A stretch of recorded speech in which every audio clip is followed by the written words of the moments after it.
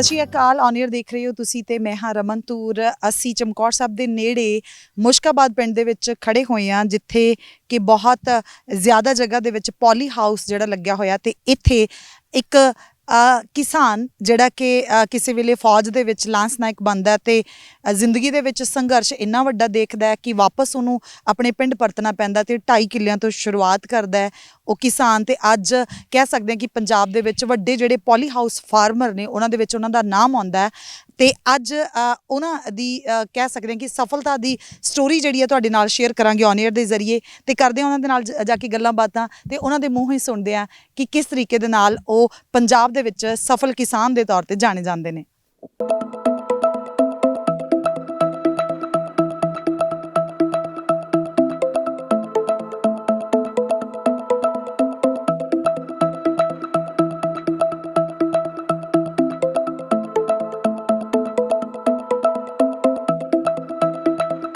ਚਮਕੌਰ ਸਾਹਿਬ ਦੇ ਨੇੜਲੇ ਪਿੰਡ ਮੁਸ਼ਕਾਬਾਦ 'ਚ ਜਨਮੇ ਦਵਿੰਦਰ ਸਿੰਘ ਦੀ ਕਹਾਣੀ ਔਨ ਏਅਰ ਦੇ ਜ਼ਰੀਏ ਤੁਹਾਡੇ ਰੂਬਰੂ ਕਰਨ ਦਾ ਮਕਸਦ ਸਿਰਫ ਇਹ ਕਿ ਜੇ ਇਨਸਾਨ ਚਾਹਵੇ ਤਾਂ ਕੁਝ ਵੀ ਕਰ ਸਕਦਾ ਹੈ। ਹਾਲਾਤ ਚਾਹੇ ਕਿੰਨਾ ਵੀ ਹੇਠਾਂ ਸੁੱਟਣ, ਉੱਠਣ ਵਾਲੇ ਉੱਠ ਕੇ ਆਪਣਾ ਨਾਮ ਰੌਸ਼ਨ ਕਰ ਹੀ ਲੈਂਦੇ ਨੇ। ਮੇਰੇ ਵੱਲੋਂ ਔਨ ਏਅਰ ਦੀ ਟੀਮ ਤੇ ਸਾਰੇ ਸਰੋਤਿਆਂ ਨੂੰ ਸਤਿ ਸ਼੍ਰੀ ਅਕਾਲ। ਮੈਂ ਦਵਿੰਦਰ ਸਿੰਘ ਮੁਸ਼ਕਾਬਾਦ ਦਾ ਰਹਿਣ ਵਾਲਾ ਹਾਂ, ਤਹਿਸੀਲ ਸਮਰਾਲਾ, ਡਿਸਟ੍ਰਿਕਟ ਲੁਧਿਆਣਾ। ਮੈਂ ਆਪਣੀ ਲਾਈਫ ਦੀ ਸ਼ੁਰੂਆਤ ਜਦੋਂ ਵੀ ਬਚਪਨ ਦੇ ਵਿੱਚ ਆਪਣੇ ਪਰਿਵਾਰ ਦੇ ਨਾਲ ਐਗਰੀਕਲਚਰ ਖੇਤੀਬਾੜੀ ਨੂੰ ਨੇੜਿਓਂ ਦੇਖਿਆ ਤਾਂ ਉਹ ਐਡਾ ਜ਼ਿਆਦਾ ਸਟਰਗਲ ਸੀ, ਜਿਹਦੇ ਵਿੱਚ ਕੁਝ ਕਮਾਈ ਵਾਲਾ ਪੱਖ ਬਹੁਤ ਘੱਟ ਸੀ, ਖਰਚੇ ਵੱਧ ਸੀਗੇ, ਜ਼ਮੀਨ ਦਾ ਘੱਟ ਹੋਣਾ। ਤੇ ਉਹ ਇੱਕ ਇੱਦਾਂ ਦਾ ਟਾਈਮ ਸੀ ਵੀ ਇੱਕ ਬਿਨਾਂ ਛੁੱਟੀ ਤੋਂ ਲਗਾਤਾਰ ਕੰਮ ਕਰਨਾ, ਉਹ ਚੀਜ਼ਾਂ ਨੂੰ ਮੈਂ ਬਚਪਨ ਦੇ ਵਿੱਚ ਹੰਢਾਇਆ।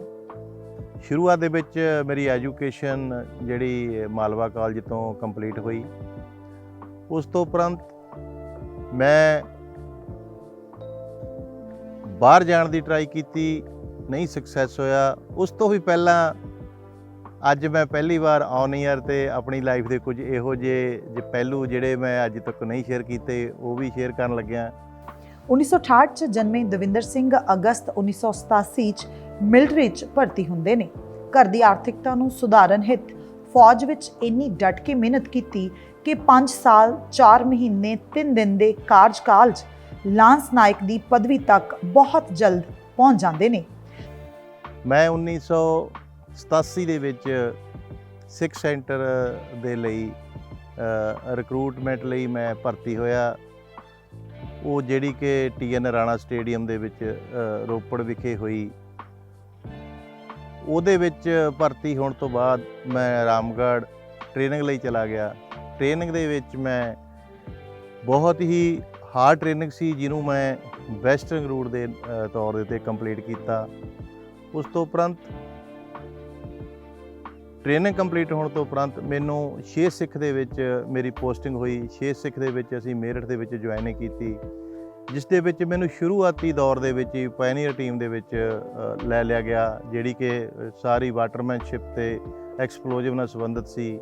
ਉਹਦੇ ਵਿੱਚ ਵੀ ਮੈਂ ਟ੍ਰੇਨਿੰਗ ਕਰਕੇ ਬਹੁਤ ਵਧੀਆ ਰਿਮਾਰਕ ਤੇ ਉਹਨੂੰ ਟ੍ਰੇਨਿੰਗ ਨੂੰ ਪਾਸ ਕੀਤਾ। ਘਰ 'ਚ ਮੌਤਾਂ ਨੇ ਹਾਲਾਤ ਇਹ ਬਣਾ ਦਿੱਤੇ ਕਿ ਫੌਜ ਦੀ ਨੌਕਰੀ ਛੱਡ ਸੁੰਨੇ ਹੁੰਦੇ ਘਰ ਵੱਲ ਮੁੜਨਾ ਪਿਆ ਤੇ ਫਿਰ ਘਰ ਦੀ ਤੰਗੀ ਤੋਂ ਪਰੇਸ਼ਾਨ ਹੋ ਕੇ ਵਿਦੇਸ਼ ਜਾਣ ਦੀ ਫਿਰ ਤੋਂ ਕੋਸ਼ਿਸ਼ ਕੀਤੀ। ਫੈਮਿਲੀ ਪ੍ਰੋਬਲਮ ਦੇ ਕਾਰਨ ਮੇਰਾ ਬ੍ਰਦਰ ਸੀ ਵੱਡਾ, ਉਹ USA ਚਲਾ ਗਿਆ। ਮੇਰੇ ਇੱਕ ਚਾਚਾ ਜੀ ਸੀ, ਉਹ ਐਕਸਪਾਇਰ ਹੋ ਗਏ। ਉਹਨਾਂ ਤੋਂ ਬਾਅਦ ਫੈਮਿਲੀ ਪ੍ਰੋਬਲਮ ਕਾਰਨ ਮੈਂ 5 ਸਾਲ 4 ਮਹੀਨੇ 3 ਦਿਨ ਜੌਬ ਕਰਕੇ ਵਾਪਸ 92 ਦੇ ਵਿੱਚ ਘਰੇ ਆ ਗਿਆ। ਘਰੇ ਆਉਣ ਤੋਂ ਬਾਅਦ ਘਰ ਦੇ ਹਾਲਾਤ ਕੋਈ ਬਹੁਤੇ ਸੁਖਾਵੇਂ ਨਹੀਂ ਸੀ, ਕਾਫੀ ਮੁਸ਼ਕਲਾਂ ਸੀ, ਬਿਮਾਰੀ ਸੀ ਤੇ ਇੱਕ ਘਰ ਦੇ ਮੇਨ ਜ਼ਿੰਮੇਵਾਰ ਬੰਦੇ ਦਾ ਤੁਰ ਜਾਣਾ, ਉਹ ਇੱਕ ਬਹੁਤ ਵੱਡੀ ਗੱਲ ਸੀ। ਕੁਝ ਪਤਾ ਨਹੀਂ ਸੀ ਲੱਗ ਰਿਹਾ ਮੈਂ ਕੀ ਕਰਾਂ ਕੀ ਨਾ ਕਰਾਂ। ਉਹਦੇ ਲਈ ਮੈਂ ਹੌਲੀ ਹੌਲੀ ਲਾਈਫ ਦੇ ਵਿੱਚ ਅੱਗੇ ਸਿਰਕਦਾ ਹੋਇਆ। ਮੈਂ ਬਾਹਰ ਜਾਣ ਦੀ ਵੀ ਟਰਾਈ ਕੀਤੀ, ਜਿਹਦੇ 'ਚ ਮੈਂ ਕੋਈ ਸਫਲ ਨਹੀਂ ਹੋਇਆ। ਉਸ ਤੋਂ ਉਪਰੰਤ ਮੈਂ ਇੱਕ ਛੋਟੇ ਜਿਹੇ ਅੱਧੇ ਏਕੜ ਤੋਂ ਇੱਕ ਖੇਤੀ ਸਟਾਰਟ ਕਰਕੇ ਉਸ ਨੂੰ ਜੱਟ ਮੰਡੀ ਦੇ ਵਿੱਚ ਬੈਠ ਕੇ ਇੱਕ ਐਕਸਪੀਰੀਅੰਸ ਜੋ ਰੱਬ ਨੇ ਉਹ ਮੇਰਾ ਕਰਾਇਆ, ਉਹ ਮੈਂ ਕਦੇ ਲਾਈਫ ਟਾਈਮ ਨਹੀਂ ਭੁੱਲੂੰਗਾ। ਜਿਹਦੇ ਵਿੱਚ ਮੈਨੂੰ ਪਤਾ ਲੱਗਿਆ ਵੀ ਮੈਂ ਜ਼ਿੰਦਗੀ ਦੇ ਵਿੱਚ ਪੈਸਾ ਕੀ ਹੁੰਦਾ, ਇਹ ਕਮਾਇਆ ਕਿਵੇਂ ਜਾਂਦਾ, ਇਹ ਆਉਂਦਾ ਕਿਵੇਂ ਹੈ। ਬੰਦਾ ਮੁਸੀਬਤ 'ਚ ਆਇਆ ਤੇ ਕਿੱਥੋਂ ਤੱਕ ਕੀ ਕਰਨਾ ਪੈਂਦਾ, ਉਹ ਪਲ ਮੈਂ ਹੰਢਾਏ। ਗੱਲ ਨਾ ਬਣਨ ਤੇ ਵੀਰਾਨ ਪਏ ਖੇਤ 'ਚ ਮਿਹਨਤ ਕੀਤੀ ਤੇ ਚੰਡੀਗੜ੍ਹ ਦੀ ਜੱਟ ਮੰਡੀ 'ਚ ਇੱਕ ਸ਼ਾਮ ਆਪਣੀਆਂ ਉਗਾਈਆਂ ਮਿਰਚਾਂ ਲੈ ਕੇ ਬੈਠੇ ਦਵਿੰਦਰ ਸਿੰਘ ਦੱਸਦੇ ਨੇ ਕਿ ਮੀਂਹ ਝੱਖੜ 'ਚ ਰੁਲਦੀ ਫਸਲ ਦੇਖ ਕੇ ਤੇ ਆਪਣਾ ਫੌਜ ਦਾ ਲਾਂਸ ਨਾਇਕ ਦਾ ਅਹੁਦਾ ਯਾਦ ਕਰ ਮੈਂ ਬਹੁਤ ਰੋਇਆ ਤੇ ਫਿਰ ਲੱਗਾ ਕਿ ਹੁਣ ਇੰਨੀ ਕੁ ਮਿਹਨਤ ਨਾਲ ਕੁਝ ਨਹੀਂ ਬਣਨਾ, ਕੁਝ ਵੱਡਾ ਕਰਨਾ ਹੋਵੇਗਾ ਤੇ ਫਿਰ ਉਹਨਾਂ ਨੇ ਪਿੱਛੇ ਮੁੜ ਕੇ ਨਹੀਂ ਦੇਖਿਆ। ਜਦੋਂ ਮੈਂ ਬਾਹਰ ਜਾਣ ਦੇ ਫੋਰਨ ਜਾਣ ਦੇ ਵਿੱਚ ਵੀ ਨਾ ਸਕਸੈਸ ਹੋਇਆ, ਜਿਹੜੇ ਮੇਰੇ ਲੱਖ 2 ਲੱਖ ਰੁਪਈਆ ਕੋਲ ਸੀ, ਉਲਟੇ ਮੈਂ ਪੈਸੇ ਉੱਤੇ ਸਾਲ 2 ਸਾਲ ਸੰਘਰਸ਼ ਦੇ ਵਿੱਚ ਉਹ ਕਰਦੇ ਨੇ ਸਿਰ ਕਰ ਲਏ। ਉਸ ਤੋਂ ਉਪਰੰਤ ਆ ਕੇ ਘਰ ਜਦੋਂ ਮੈਂ ਪਹਿਲੋਂ ਪਹਿਲ ਸੋਚਿਆ ਵੀ ਮੈਂ ਪਰਿਵਾਰ ਦੀ ਉਪਜੀਵਕਾ ਨੂੰ ਕਿਵੇਂ ਚਲਾਵਾਂ, ਇੰਨਾ ਵੱਡੇ 2 ਪਰਿਵਾਰ ਨੇ, ਇਹਨਾਂ ਨੂੰ ਕਿਵੇਂ ਅੱਗੇ ਲੈ ਕੇ ਜਾਵਾਂ। ਉਹਦੇ ਲਈ ਮੈਂ ਸ਼ੁਰੂਆਤ ਦੇ ਵਿੱਚ 1.5 ਏਕੜ ਤੋਂ ਚਿੱਲੀ ਦੀ ਖੇਤੀ ਸਟਾਰਟ ਕੀਤੀ, ਜਿਹਨੂੰ ਕਿ ਪਿੰਡ ਦੀਆਂ ਸਾਡੇ 3 ਬਜ਼ੁਰਗ ਲੇਡੀ ਤੋੜਦੀਆਂ ਹੁੰਦੀਆਂ ਸੀ। ਉਹ ਸ਼ਾਮ ਤੱਕ 1.5 ਕੁਇੰਟਲ ਮਿਰਚ ਲਗਭਗ ਤੋੜ ਦਿੰਦੀਆਂ ਸੀ। ਉਹ ਮੈਂ ਦੂਜੇ ਦਿਨ ਮਾਰਨਿੰਗ ਟਾਈਮ ਹੇੜੀਆਂ ਪਿੰਡ ਤੋਂ ਟਰੱਕ ਤੇ ਲੱਦ ਕੇ ਅਸੀਂ ਜੱਟ ਮੰਡੀ ਚੰਡੀਗੜ੍ਹ ਜਾਣਾ। ਪਹਿਲੇ ਦਿਨ ਦਾ ਜਿਹੜਾ ਉਹਦਾ ਐਕਸਪੀਰੀਅੰਸ ਸੀਗਾ ਉਹ ਬਹੁਤ ਇੱਦਾਂ ਦਾ ਸੀਗਾ ਵੀ ਜਦੋਂ ਅਸੀਂ ਇੱਥੋਂ ਗਏ 42 ਸੈਕਟਰ ਦੀ ਮੰਡੀ ਵਿੱਚ ਜਾ ਕੇ ਮੈਨੂੰ ਨਹੀਂ ਸੀ ਪਤਾ ਵੀ ਇੱਥੇ ਭੁੰਜੇ ਬੈਠ ਕੇ ਪੱਲੀ ਵਿਛਾ ਕੇ ਕੰਡੇ ਬੱਟਣੇ ਵੇਚਣੀਆਂ ਪੈਣਗੀਆਂ। ਮੇਰੇ ਦਿਮਾਗ 'ਚ ਤਾਂ ਇਹ ਸੀ ਵੀ ਲੋਕ ਆਉਣਗੇ ਸਾਤੋਂ ਆਪੇ ਲੈ ਜਾਣਗੇ, ਪਰ ਉੱਥੇ ਦਾ ਜਿਹੜਾ ਮਾਹੌਲ ਸੀ ਜਦ ਜਾ ਕੇ ਮੈਨੂੰ ਥੱਲੇ ਬਿਠਾਇਆ ਗਿਆ, ਕੰਡਾ ਬੱਟਾ ਲਿਆ ਕੇ ਮੈਨੂੰ ਕਿਹਾ ਗਿਆ ਵੀ ਤੁਸੀਂ ਇਹਨੂੰ ਵੇਚਣੀਆਂ ਨੇ, ਤੁਸੀਂ ਇਹਦਾ ਰੇਟ ਦੱਸੋ, ਪ੍ਰਾਈਸ ਦੱਸੋ, ਪਾਈਆ ਦਾ ਲਹਿਦਾ ਦੱਸੋ, ਕਿਲੋ ਦਾ ਲਹਿਦਾ, 5 ਕਿਲੋ ਦਾ ਲਹਿਦਾ। ਫਿਰ ਉਹ ਰਾਤ ਨੂੰ ਮੈਂ ਉਸ ਪਹਿਲੇ ਦਿਨ ਮੈਂ ਕੋਈ ਕੰਡਾ ਬੱਟਾ ਨਹੀਂ ਚਲਾਇਆ, ਜਿਹੜਾ ਆਇਆ ਉਹਨੂੰ ਉੱਦਾਂ ਹੀ ਦੇ ਕੇ ਤੋਰਦਾ ਰਿਹਾ। ਤੇ ਸ਼ਾਮ ਨੂੰ ਫਿਰ ਮੈਂ ਬਹੁਤ ਜ਼ਿਆਦਾ ਉਦਾਸ ਵੀ ਹੋਇਆ ਤੇ ਮੈਨੂੰ ਯਾਦ ਹੈ ਵੀ ਉੱਥੇ ਮੈਂ ਉਹ ਮੰਡੀ ਵਿੱਚ ਰਾਤ ਨੂੰ ਰੋਇਆ ਬੈਠ ਕੇ ਵੀ ਮੈਂ ਕਿੱਥੋਂ ਜਾ ਕੇ ਜਿਹੜੀ ਜ਼ਿੰਦਗੀ ਹੈ ਇਹਨੂੰ ਮੈਂ ਕਿਵੇਂ ਤੋਰਾਂ। ਘਰ ਦਾ ਸਾਰਾ ਜਿਹੜਾ ਦਾਰੋਮਦਾਰ ਸੀ ਮੇਰੇ ਤੇ ਸੀ। 2008 ਵਿੱਚ ਯੂਨੀਵਰਸਿਟੀ ਵੱਲੋਂ ਸਟੇਟ ਅਵਾਰਡ, ਦਿੱਲੀ ਤੋਂ ਨੈਸ਼ਨਲ ਅਵਾਰਡ, 2014 ਦੇ ਵਿੱਚ ਪ੍ਰਕਾਸ਼ ਸਿੰਘ ਬਾਦਲ ਤੋਂ ਪੰਜਾਬ ਸਰਕਾਰ ਵੱਲੋਂ ਅਵਾਰਡ ਮਿਲਿਆ ਤੇ ਸਤੰਬਰ 2008 'ਚ ਉਜਾਗਰ ਸਿੰਘ ਧਾਲੀਵਾਲ ਅਵਾਰਡ ਤੇ 550 ਸਾਲ ਤੇ ਕੈਪਟਨ ਅਮਰਿੰਦਰ ਸਿੰਘ ਵੱਲੋਂ ਇੱਕ ਸਫਲ ਕਿਸਾਨ ਵਜੋਂ ਸਨਮਾਨਿਤ ਹੋਏ। ਪੰਜਾਬ ਦੇ ਸਫਲ ਪੋਲੀ ਹਾਊਸ ਕਿਸਾਨ ਵਜੋਂ ਨਾਮ ਕਮਾ ਚੁੱਕੇ ਦਵਿੰਦਰ ਸਿੰਘ ਦੀ ਮਿਹਨਤ ਦੀ ਕਹਾਣੀ ਉਹਨਾਂ ਦੇ ਮੂੰਹੋਂ ਸੁਣਦੇ ਹਾਂ ਤੇ ਦੇਖਦੇ ਹਾਂ 5.5 ਏਕੜ 'ਚੋਂ ਫੈਲੇ ਪੋਲੀ ਹਾਊਸਿਸ ਨੂੰ। ਉਹ ਜੋ ਬਿਜ਼ਨਸ ਦਾ ਮਾਰਕੀਟਿੰਗ ਦਾ ਪਹਿਲੂ ਹੈ ਉਹ ਮੈਂ ਜੱਟ ਮੰਡੀ 'ਚੋਂ ਸਿੱਖਿਆ। ਉਹਨੂੰ ਸਿੱਖਣ ਤੋਂ ਉਪਰੰਤ ਜਦੋਂ ਕੰਮ ਵੱਡਾ ਹੁੰਦਾ ਗਿਆ ਮੈਂ ਖੇਤੀ ਨੂੰ ਵੀ ਵਧਾਉਂਦਾ ਗਿਆ।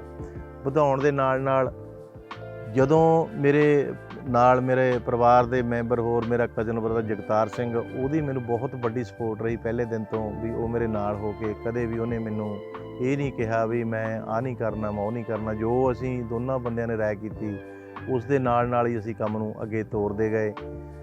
ਤੋਰਨ ਤੋਂ ਬਾਅਦ 2008 ਦੇ ਵਿੱਚ ਮੈਨੂੰ ਉਜਾਗਰ ਸਿੰਘ ਧਾਲੀਵਾਲ ਅਵਾਰਡ PAU ਵੱਲੋਂ ਮਿਲਦਾ ਹੈ। 2009 ਦੇ ਵਿੱਚ ਸਟੇਟ ਅਵਾਰਡ ਦਿੰਦੀ ਹੈ ਯੂਨੀਵਰਸਿਟੀ, ਫਿਰ ਮੈਨੂੰ ਨੈਸ਼ਨਲ ਅਵਾਰਡ ਮਿਲਦਾ ਹੈ। ਉਸ ਤੋਂ ਉਪਰੰਤ ਅਸੀਂ ਡ੍ਰਿਪ ਤੇ ਖੇਤੀ ਸਟਾਰਟ ਕੀਤੀ। ਜਦੋਂ ਡ੍ਰਿਪ ਦੇ ਰਿਜ਼ਲਟ ਅਸੀਂ ਵੇਖੇ ਸ਼ੁਰੂਆਤ ਦੇ ਵਿੱਚ ਕੋਈ ਏਡੇ ਵਧੀਆ ਰਿਜ਼ਲਟ ਨਹੀਂ ਸਾਨੂੰ ਮਿਲੇ।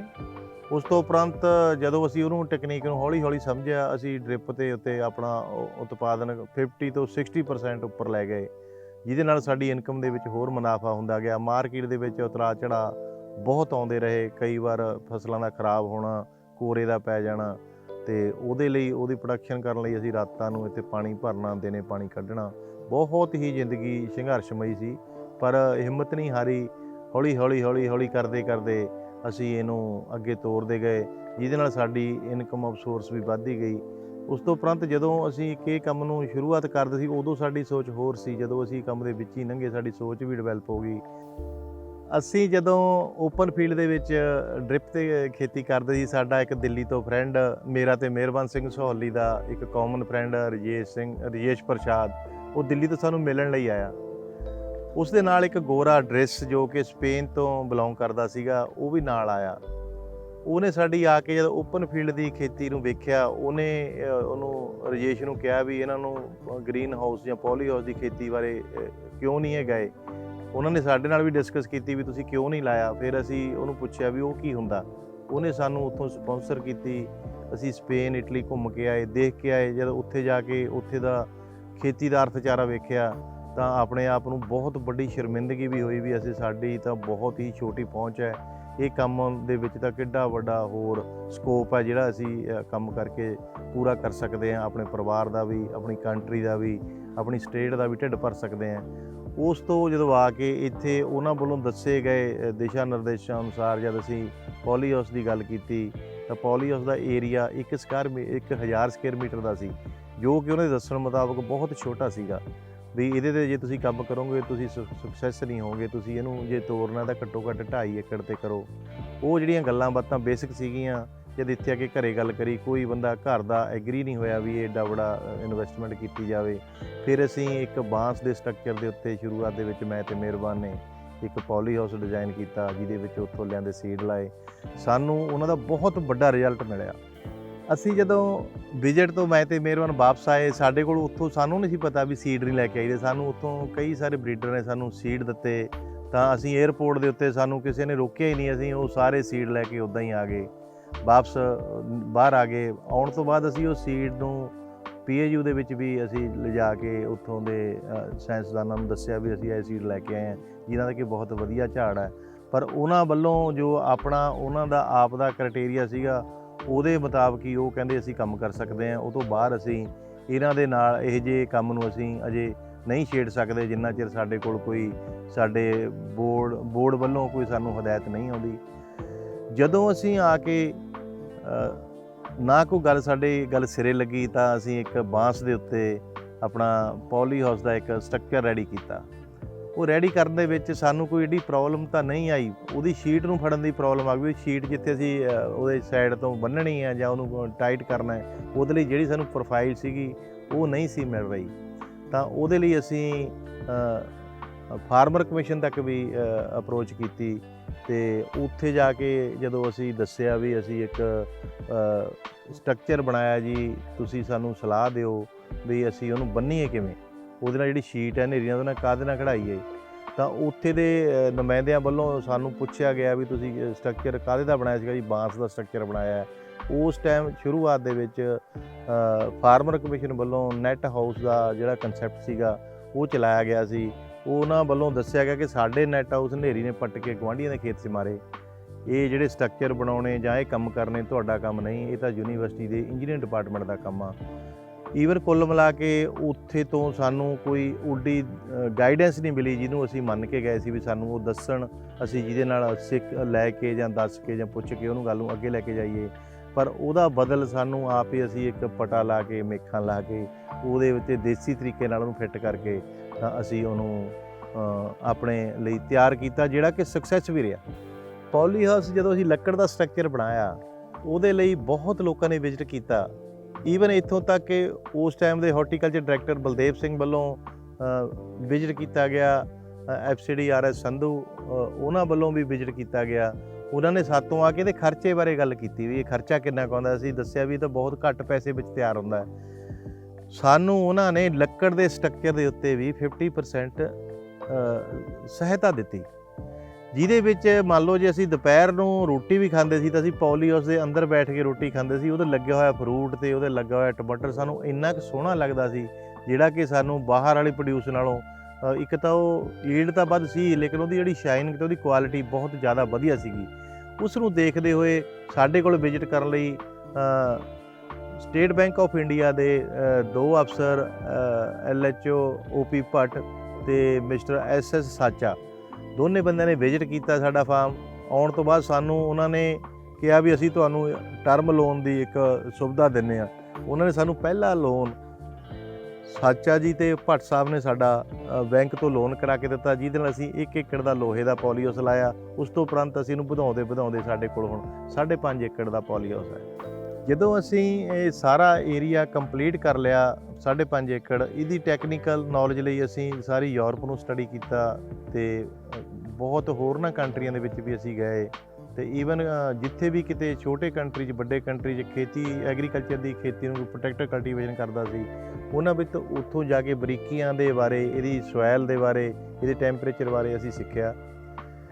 ਸਭ ਤੋਂ ਵੱਡੀ ਗੱਲ ਜੋ ਬੇਸਿਕ ਸਾਡੇ ਦਿਮਾਗ ਦੇ ਵਿੱਚ ਹਿੱਟ ਕੀਤੀ ਵੀ ਯੂਰਪ ਦੇ ਵਿੱਚ ਜਿਹੜੇ ਫਾਰਮਰ ਨੇ ਉਹਨਾਂ ਦੇ ਕੋਲ ਸਾਡੇ ਜਿੰਨੀ ਮੰਨ ਲਓ ਸਕਿਲਡ ਨਹੀਂ ਹੈ, ਸਾਡੇ ਜਿੰਨਾ ਬ੍ਰੇਨ ਨਹੀਂ ਹੈ, ਸਾਡੇ ਜਿੰਨੀ ਡੈਡੀਕੇਸ਼ਨ ਨਹੀਂ ਹੈ, ਪਰ ਉਹਦੇ ਨਾ ਹੋਣ ਦੇ ਬਾਵਜੂਦ ਵੀ ਉਹ ਇੱਕ ਬਹੁਤ ਵੱਡੀ ਗਰੋਥ ਨਾਲ ਅੱਗੇ ਜਾ ਰਹੇ ਸੀ, ਜਿਸ ਵਿੱਚ ਅਸੀਂ ਉਹਨਾਂ ਦੇ ਇੱਕ ਮਾਡਲ ਨੂੰ ਜਾ ਕੇ ਇੱਕ ਵਿਜ਼ਿਟ ਦੇ ਉੱਤੇ ਮੈਂ ਤੇ ਮਿਹਰਬਾਨ ਨੇ ਉਹ ਬੀਜ ਤੋਂ ਲੈ ਕੇ ਮੰਡੀਕਰਨ ਦਾ ਜਿਹੜਾ ਸਿਸਟਮ ਸੀਗਾ, ਅਸੀਂ ਉਹਨਾਂ ਦੇ ਉੱਤੇ 3 ਦਿਨ ਉਹਨਾਂ ਦੇ ਨਾਲ ਵਿਜ਼ਿਟ ਕੀਤੀ। ਵਿਜ਼ਿਟ ਕਰਨ ਤੋਂ ਉਪਰੰਤ ਅਸੀਂ ਉਹਨਾਂ ਦਾ ਇੱਕ ਮਾਡਲ ਡਿਸਕਸ ਕਰਕੇ ਉਹਦਾ ਮਾਡਲ ਦਾ ਜਿਹੜਾ ਮੇਨ ਮੋਟਿਵ ਹੈ ਵਿਦਆਊਟ ਮਿਡਲ ਮੈਨ ਫਾਰਮਿੰਗ, ਜਿਹੜਾ ਕਿ ਅਸੀਂ ਇੱਥੇ ਆਪਣੀ ਸੁਸਾਇਟੀ ਵਿੱਚ ਸ਼ੁਰੂ ਕੀਤਾ। ਇੱਥੇ ਹੁਣ ਸੁਸਾਇਟੀ ਦੇ ਵਿੱਚ ਜਿਹੜਾ ਕੁਝ ਵੀ ਅਸੀਂ ਸੋਰਸਿੰਗ ਕਰਦੇ ਹਾਂ, ਚਾਹੇ ਉਹ ਸ਼ੀਟ ਹੈ, ਚਾਹੇ ਉਹ ਖਾਦਾਂ ਨੇ, ਚਾਹੇ ਉਹ ਦਵਾਈ ਹੈ, ਚਾਹੇ ਉਹ ਸਪਰੇਅ ਪੰਪ ਨੇ, A to Z ਚੀਜ਼ ਅਸੀਂ ਸਿੱਧੀ ਮੈਨੂਫੈਕਚਰ ਤੋਂ ਇੱਥੇ ਇੱਕ ਆਊਟਲੈਟ ਬਣਾ ਕੇ ਕਿਸਾਨਾਂ ਦੀ ਸਹਾਇਤਾ ਲਈ ਉਹ ਇੱਕ ਬਣਾਇਆ। ਮਾਰਕੀਟਿੰਗ ਲਈ ਅਸੀਂ ਆਪਣੇ ਕੋਲ ਪੰਜਾਬ ਐਗਰੋ ਦੀ ਹੈਲਪ ਨਾਲ ਇੱਕ ਪੈਕ ਹਾਊਸ ਬਣਿਆ ਹੋਇਆ, ਜਿਹਦੇ ਵਿੱਚ 20 ਟਨ ਦਾ ਕੋਲਡ ਰੂਮ ਹੈ, 3 ਟਨ ਦਾ ਪ੍ਰੀ ਕੂਲਿੰਗ ਹੈ ਤੇ ਪੈਕਿੰਗ ਏਰੀਆ ਹੈ। ਅਸੀਂ ਉਹਨਾਂ ਵਾਲਾ ਕਨਸੈਪਟ ਹੌਲੀ ਕਰਦੇ ਹੁਣ ਕੰਪਲੀਟ ਕਰਨ ਦੇ ਲਗਭਗ ਅਸੀਂ ਹੁਣ ਲਾਸਟ ਸਟੇਜ ਤੇ ਆ ਗਏ ਹਾਂ। ਹੁਣ ਅਸੀਂ ਅਕਤੂਬਰ ਮਹੀਨੇ ਦੇ ਵਿੱਚ ਆਪਣੀ ਪ੍ਰੋਡਿਊਸ ਆਪ ਪੈਦਾ ਕਰਕੇ ਬਿਨਾਂ ਕਿਸੇ ਵਿਚੋਲੇ ਤੋਂ ਘਰ ਤੱਕ ਪਹੁੰਚਾਉਣ ਦੀ ਸਮਰੱਥਾ ਦੇ ਵਿੱਚ ਉਮੀਦ ਆ ਅਸੀਂ ਅਕਤੂਬਰ ਮਹੀਨੇ ਤੱਕ ਇਹ ਚੀਜ਼ ਨੂੰ ਅਚੀਵ ਕਰ ਲਾਂਗੇ।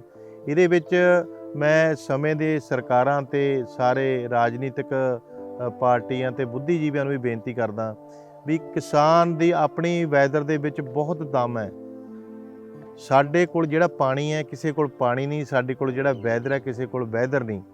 ਵੀ ਇੱਕ ਕਿਉਂ ਨਾ ਇੱਕ ਰੋਲ ਮਾਡਲ ਖੇਤੀ ਲਈ ਪਹਿਲਾਂ ਇੱਕ ਚੀਜ਼ ਨੂੰ ਸਕਸੈਸ ਕਰੀਏ।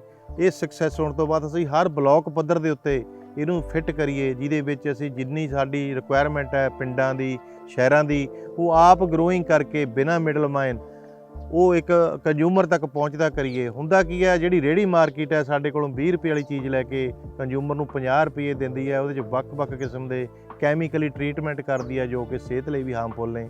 ਸਾਡੀ ਇਹੀ ਕੋਸ਼ਿਸ਼ ਹੈ ਵੀ ਅਸੀਂ ਇੱਕ ਬਿਨਾਂ ਜ਼ਹਿਰਾਂ ਤੋਂ ਵੈਜੀਟੇਬਲ ਤਿਆਰ ਕਰਕੇ ਇੱਕ ਸਿੰਗਲ ਵਿੰਡੋ ਤੋਂ ਅਕਤੂਬਰ ਤੱਕ ਹਰ ਕੰਜ਼ਿਊਮਰ ਨੂੰ, ਜ਼ਰੂਰੀ ਨਹੀਂ ਅਸੀਂ ਅਮੀਰਾਂ ਲਈ ਜਾਂ ਵੱਡੇ ਲੋਕਾਂ ਲਈ, ਅਸੀਂ ਕਹਿੰਦੇ ਮਿਡਲਮੈਨ ਵੀ ਸਾਡੇ ਵਾਲੀ ਪ੍ਰੋਡਿਊਸ ਦੇ ਜਿਹੜੇ ਪ੍ਰਾਈਸ ਹੋਣਗੇ ਉਹ ਇਦਾਂ ਦੇ ਹੋਣਗੇ ਵੀ ਉਹ ਹਰ ਬੰਦਾ ਉਹਨੂੰ ਸਹਿਣ ਕਰਨ ਦੀ ਸਮਰੱਥਾ 'ਚ ਹੋਊਗਾ।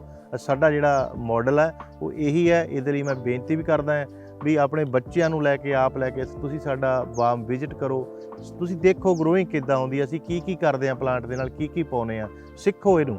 ਉਹ ਤੋਂ ਬਾਅਦ ਦੇ ਵਿੱਚ ਮਾਰਕੀਟ ਦੇ ਵਿੱਚ ਬਹੁਤ ਜ਼ਿਆਦੀਆਂ ਆਰਗੈਨਿਕ ਦੇ ਨਾਂ 'ਤੇ, ਜ਼ਹਿਰ ਮੁਕਤ ਦੇ ਨਾਂ 'ਤੇ ਲੋਕ ਮੰਡੀਆਂ 'ਚੋਂ ਚੀਜ਼ਾਂ ਲੈ ਕੇ, ਜਿਨ੍ਹਾਂ ਦਾ ਕੋਈ ਖੇਤੀਬਾੜੀ ਨਾਲ ਵਾਹ ਵਾਸਤਾ ਵੀ ਨਹੀਂ, ਉਹ ਵੀ ਆਪਣੀਆਂ ਦੁਕਾਨਾਂ ਦੇ ਵਿੱਚ ਇਹਨਾਂ ਚੀਜ਼ਾਂ ਨੂੰ ਦੱਸ ਕੇ ਵੇਚ ਰਹੇ ਨੇ। ਬਹੁਤ ਸਾਰੇ ਕਿਸਾਨਾਂ ਵੱਲੋਂ ਆਪ ਉਪਰਾਲਾ ਕੀਤਾ ਗਿਆ। ਅਸੀਂ ਉਸ ਉਪਰਾਲੇ ਨੂੰ ਵੱਡਾ ਕਰਕੇ ਆਪਣੀ ਮਾਰਕੀਟ ਖੁਦ ਡਿਵੈਲਪ ਕਰਕੇ ਇੱਕ ਆਪਣੇ ਸਭ ਤੋਂ ਪਹਿਲਾਂ ਘਰ ਲਈ, ਉਸ ਤੋਂ ਬਾਅਦ ਆਪਣੇ ਪਿੰਡ ਲਈ, ਉਹ ਤੋਂ ਬਾਅਦ ਆਪਣੇ ਸ਼ਹਿਰ ਲਈ, ਉਹ ਤੋਂ ਬਾਅਦ ਆਪਣੇ ਸਟੇਟ ਲਈ, ਉਹ ਤੋਂ ਬਾਅਦ ਆਪਣੇ ਦੇਸ਼ ਲਈ ਉਹਦੇ 'ਚ ਯੋਗਦਾਨ ਪਾਉਣਾ ਚਾਹੁੰਦੇ ਹਾਂ।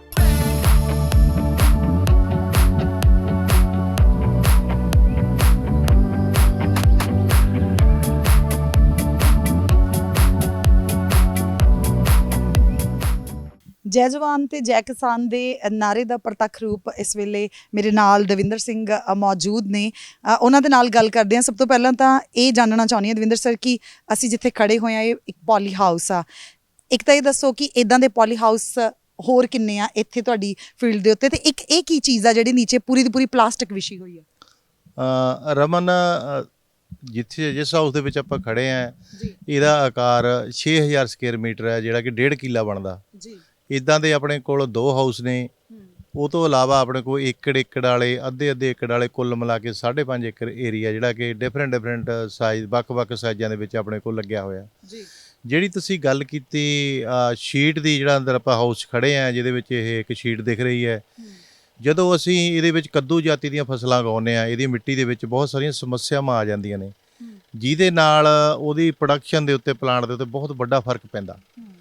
ਉਹ ਚੀਜ਼ ਨੂੰ ਅਸੀਂ ਹਟਾਉਣ ਲਈ ਜਾਂ ਉਹਨਾਂ ਦਾ ਇੱਕ ਢੁਕਵਾਂ ਹੱਲ ਲੱਭਣ ਲਈ PAU ਵੱਲੋਂ ਜਿਹੜੀ ਇੱਕ ਸੋਇਲਰਾਈਜੇਸ਼ਨ, ਜਿਹੜੀ ਕਿ ਉੱਚ ਤਾਪ ਦੀ ਵਿਧੀ, ਪੰਜਾਬੀ 'ਚ ਮੈਂ ਕਹਾਂ ਵੀ ਤਾਪਮਾਨ ਵਧਾ ਕੇ ਸ਼ੀਟ ਦੇ ਥੱਲੇ ਮਿੱਟੀ ਦੇ ਵਿੱਚ ਜੋ ਵੀ ਫੰਗਸਾਂ ਨੇ, ਉੱਲੀਆਂ ਨੇ, ਜਾਂ ਜੋ ਵੀ ਜੀਵਾਣੂ ਜਿਹੜੇ ਆਪਣੇ ਅਗੇਂਸਟ ਨੇ ਕਰੋਪ ਦੇ, ਉਹ ਇਹਦੇ ਵਿੱਚ ਮਰਦੇ ਨਹੀਂ, ਉੱਲੀਆਂ ਖਤਮ ਹੋ ਜਾਂਦੀਆਂ ਨੇ, ਜੀਵਾਣੂ ਥੱਲੇ ਚਲੇ ਜਾਂਦੇ ਜਿਹੜੇ ਕਿ ਆਪਣੇ ਇਹਨੂੰ ਪਲਾਂਟ ਨੂੰ ਖਰਾਬ ਕਰਦੇ, ਜਿਹਦੇ 'ਚ ਨਿਮਾਟੋਡਸ, ਹੋਰ ਇੱਦਾਂ ਦੀਆਂ ਜਿਹੜੀਆਂ ਜਾਤਾਂ ਨੇ ਜਿਹੜੀਆਂ ਪਲਾਂਟ ਨੂੰ ਡਿਸਟਰਬ ਕਰਦੀਆਂ ਨੇ। ਜਿਹੜਾ ਪੋਲੀ ਹਾਊਸ ਹੈ ਉਹਦੇ ਵਿੱਚ ਬੇਸਿਕ ਫੇਲ ਹੋਣ ਦਾ ਕਾਰਨ ਪੰਜਾਬ ਦੇ ਵਿੱਚ ਇਹੀ ਹੈ ਵੀ ਜਿਹੜਾ ਇੱਦਾਂ ਦੇ ਟਰੀਟਮੈਂਟ ਸਾਨੂੰ ਪ੍ਰੈਕਟੀਕਲੀ ਬਹੁਤੀ ਜ਼ਿਆਦਾ ਇਹਦੀ ਅਵੇਅਰਨੈਸ ਨਹੀਂ ਸੀਗੀ ਸਾਡੇ ਕੋਲ ਵੀ। ਤੁਹਾਡੇ ਕਹਿਣ ਦਾ ਇਹ ਮਤਲਬ ਆ ਕਿ ਕਿਸਾਨ ਜਿਹੜੇ ਆ ਸਾਹ ਨਹੀਂ ਲੈਣ ਦਿੰਦੇ ਜ਼ਮੀਨ ਨੂੰ, ਤੇ ਤੁਹਾਨੂੰ ਇਦਾਂ ਦਾ ਕੋਈ ਲਾਲਚ ਕਿਉਂ ਨਹੀਂ ਆ? ਘਾਟਾ ਨਹੀਂ ਪੈਂਦਾ ਕਿ ਹੁਣ ਕਿੰਨੀ ਦੇਰ ਇਹ ਜਿਹੜੀ ਆ ਕੁਝ ਨਹੀਂ ਬੀਜ ਰਹੇ, ਤੁਸੀਂ ਤੇ ਇਹਨੂੰ ਇਸ ਤਰੀਕੇ ਨਾਲ ਟਰੀਟ ਕਰ ਰਹੇ ਹੋ? ਰਮਨ, ਜਿੱਦਾਂ ਸਾਡੀ ਬਾਡੀ ਇੱਕ ਮੰਨ ਲਓ ਇੱਕ ਓਵਰਹਾਲ ਜਾਂ ਇੱਕ ਰਿਪੇਅਰ ਮੰਗਦੀ ਹੈ, ਜੇ ਅਸੀਂ ਕਾਰ ਨੂੰ ਵੀ ਲਗਾਤਾਰ ਚਲਾਵਾਂਗੇ ਉਹ ਵੀ ਇੱਕ ਦਿਨ ਜਾ ਕੇ ਗਰਮ ਹੋ ਕੇ ਬੰਦ ਹੋ ਜਾਊਗੀ। ਇਦਾਂ ਹੀ ਸੋਇਲ ਹੈ, ਸੋਇਲ ਨੂੰ ਰੈਸਟ ਦਾ ਮਿਲਣਾ ਬਹੁਤ ਜ਼ਰੂਰੀ ਹੈ। ਸਾਨੂੰ ਲਾਲਚ ਹੁੰਦਾ ਵੀ ਸਾਡੇ ਪੈਸੇ ਬਣਦੇ ਆ। ਜਦੋਂ ਇਹਦਾ ਮੰਨ ਲਓ ਟ੍ਰੀਟਮੈਂਟ ਚੱਲਣਾ, ਇਹਦਾ ਇਲਾਜ ਚੱਲਣਾ, ਉਦੋਂ ਸਾਨੂੰ ਟੈਂਪਰੇਚਰ ਹਾਈ ਚਾਹੀਦਾ। ਉਸ ਟਾਈਮ ਸਾਡੀਆਂ ਕ੍ਰੌਪ ਹੁੰਦੀਆਂ ਨੇ ਵਿੱਚ, ਫਸਲਾਂ ਖੜੀਆਂ ਹੁੰਦੀਆਂ, ਸਾਨੂੰ ਡੇਲੀ ਦਾ 1 ਏਕੜ 'ਚੋਂ 10 ਜਾਂ 15,000 ਰੁਪਏ ਘਰ ਨੂੰ ਆਉਂਦਾ ਹੁੰਦਾ। ਉਹਦੇ ਕਰਕੇ ਅਸੀਂ ਲਾਲਚ ਕਰਦੇ ਇਹਨੂੰ ਨਹੀਂ ਕਰਦੇ। ਉਹ ਤੋਂ ਬਾਅਦ ਜਿਹੜਾ ਸਾਡਾ ਨੁਕਸਾਨ ਹੈ ਜਦੋਂ ਅਸੀਂ ਨਵੀਂ ਕ੍ਰੌਪ ਲਾਉਂਦੇ ਹਾਂ, ਉਹ ਉਹਦੇ ਨਾਲ 10 ਗੁਣਾ ਬੜਾ ਹੁੰਦਾ। ਸਾਨੂੰ ਇਹ ਖੇਤੀ ਦੇ ਵਿੱਚ ਟੈਕਨੀਕਲੀ ਕੰਮ ਪੂਰੇ ਟਾਈਮ ਸਿਰ ਕਰਨੇ ਪੈਣਗੇ। ਜੇਕਰ ਅਸੀਂ ਇੱਕ ਵੀ ਇਹਦੇ ਵਿੱਚੋਂ ਟਾਈਮ ਸਿਰ ਨਹੀਂ ਕਰਾਂਗੇ, ਉਹਨੇ 9 ਦੂਜੇ ਜਿਹੜੇ ਕੰਮ ਅਸੀਂ ਕਰਦੇ ਹਾਂ ਉਹਨਾਂ ਨੂੰ ਵੀ ਮਿੱਟੀ 'ਚ ਮਿਲਾ ਦੇਣਾ।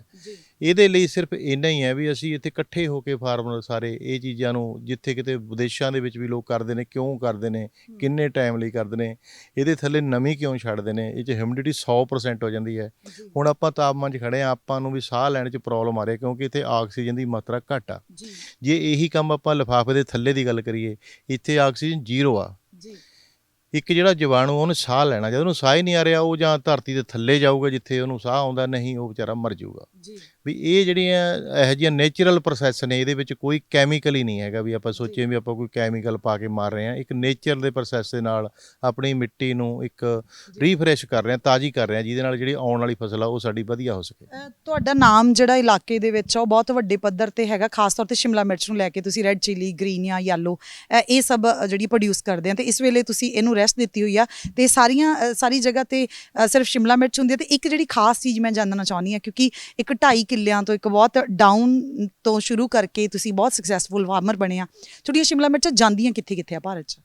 ਰਮਨ, ਜਿਹੜੀ ਤੁਸੀਂ ਗੱਲ ਕੀਤੀ, ਗੱਲ ਸੋਚਦੀ ਆ।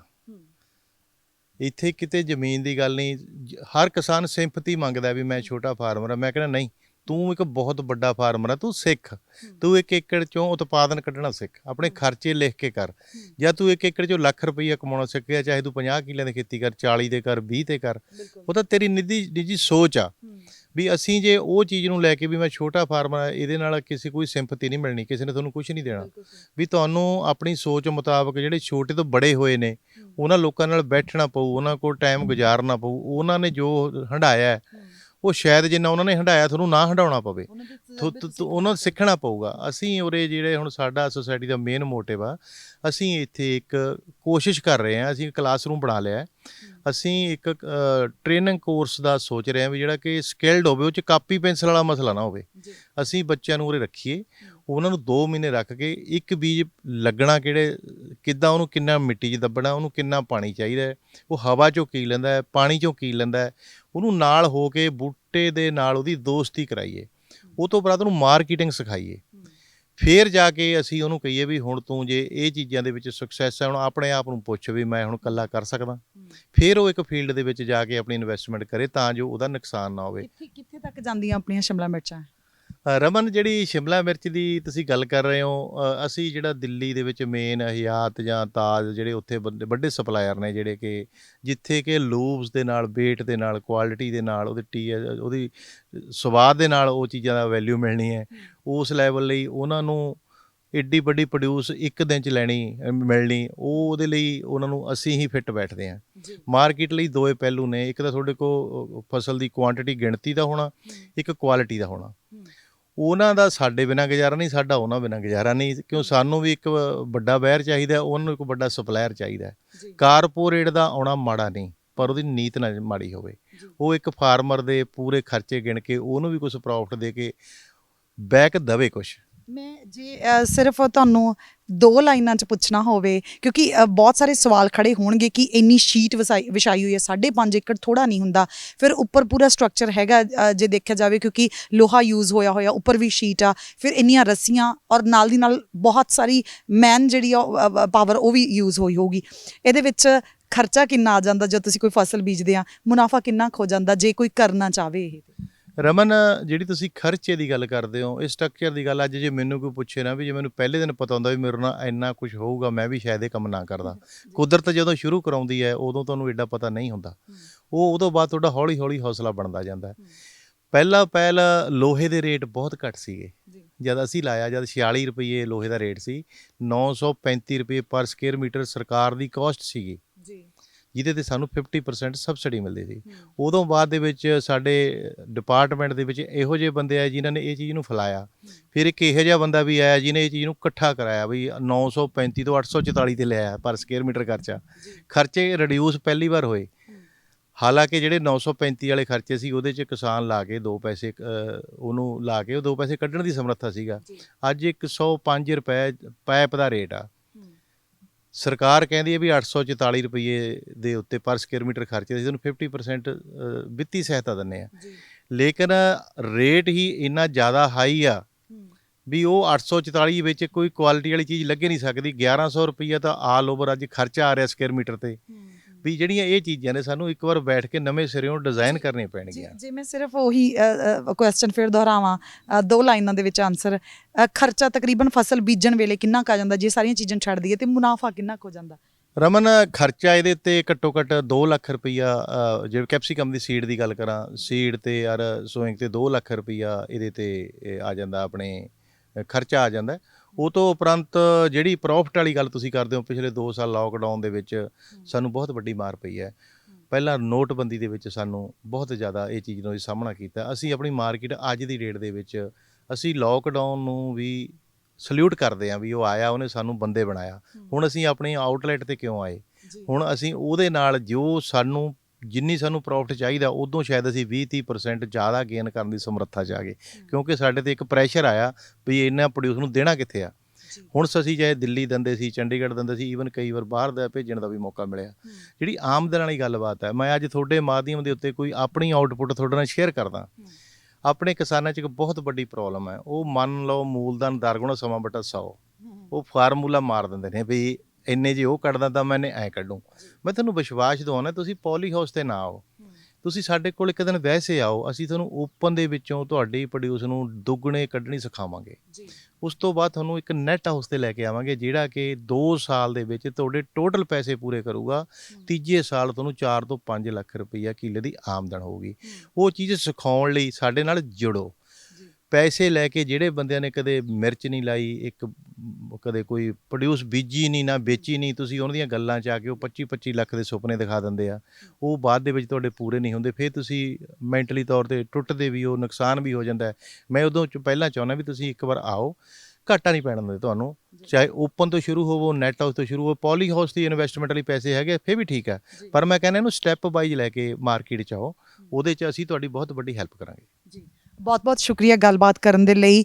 ਸੋ ਇਹ ਹੈਗੇ ਆ ਪੋਲੀ ਹਾਊਸ ਫਾਰਮਰ, ਜਿਨ੍ਹਾਂ ਦਾ ਵੱਡਾ ਨਾਮ ਹੈ ਇਸ ਵੇਲੇ ਪੰਜਾਬ ਦੇ ਵਿੱਚ, ਔਰ ਖਾਸ ਤੌਰ ਤੇ ਤੁਸੀਂ ਦੇਖਿਆ ਹੋਊਗਾ ਕਿ ਆਊਟਲੈਟ ਬਣਾਈ ਹੋਈ ਆ ਆਪਣੀ, ਜਿੱਥੇ ਭਾਰਤ ਦੇ ਬਹੁਤ ਵੱਡੇ ਜਿਹੜੇ ਹੋਟਲ ਹੈਗੇ ਆ ਜਿੱਥੇ ਇਹਨਾਂ ਦੀ ਉਗਾਈ ਹੋਈ ਸ਼ਿਮਲਾ ਮਿਰਚ ਜਾਂਦੀ ਆ, ਉੱਥੇ ਸਟਰਕਚਰ ਤੁਸੀਂ ਮੇਰੇ ਪਿੱਛੇ ਦੇਖ ਹੀ ਲਿਆ ਹੋਇਆ ਕਿ ਕਿਸ ਤਰੀਕੇ ਦਾ ਮਾਹੌਲ ਜਿਹੜਾ ਕ੍ਰੀਏਟ ਕੀਤਾ ਹੋਇਆ। ਖਾਸ ਤੌਰ ਤੇ ਨਾਲ ਦੀ ਨਾਲ ਸੁਨੇਹਾ ਹੈ ਕਿ ਸਰਕਾਰਾਂ ਤੋਂ ਬਹੁਤ ਜ਼ਿਆਦਾ ਝਾਕ ਕਰਨ ਦੀ ਬਜਾਏ ਜਾਂ ਸਰਕਾਰੀ ਅਦਾਰਿਆਂ ਵੱਲ ਦੇਖਣ ਦੀ ਬਜਾਏ ਇਹ ਆਪਣੇ ਆਪ ਨੂੰ ਪੇਸ਼ ਕਰਦੇ ਆ ਕਿ ਜਿਸ ਤਰੀਕੇ ਨਾਲ ਅਸੀਂ ਸਟਰਗਲ ਕਰਕੇ ਇੱਥੋਂ ਤੱਕ ਪਹੁੰਚੇ ਹਾਂ। ਸੋ ਛੋਟੇ ਕਿਸਾਨ ਜਿਹੜੇ ਸੋਚਦੇ ਆ ਕਿ 2 ਕਿੱਲੇ 2.5 ਕਿੱਲੇ ਆ, ਉਹ ਸਾਡੇ ਨਾਲ ਆ ਕੇ ਰਾਬਤਾ ਕਰਨ ਤੇ ਗੁਰ ਜਿਹੜਾ ਇੱਕ ਸਿੱਖੀਏ ਤੇ ਆਪਣੀ ਕਿਸਾਨੀ ਨੂੰ ਅਸੀਂ ਆਪ ਜਿਹੜਾ ਸੰਭਾਲਣ ਦੇ ਲਈ ਤਿਆਰ ਹੋਈਏ। ਸੋ ਇਸ ਤਰ੍ਹਾਂ ਦੀਆਂ ਹੋਰ ਕਹਾਣੀਆਂ ਦੇ ਲਈ ਜੁੜੇ ਰਹੋ ਔਨ 에ਅਰ ਦੇ ਨਾਲ। ਫਿਲਹਾਲ ਦਿਓ ਇਜਾਜ਼ਤ। ਮੈਂ ਰਮਨ ਤੂਰ, ਕੈਮਰਾਮੈਨ ਜਗਰੂਪ ਸਿੰਘ ਦੇ ਨਾਲ, ਮੁਸ਼ਕਾਬਾਦ ਚਮਕੌਰ ਸਾਹਿਬ ਤੋਂ।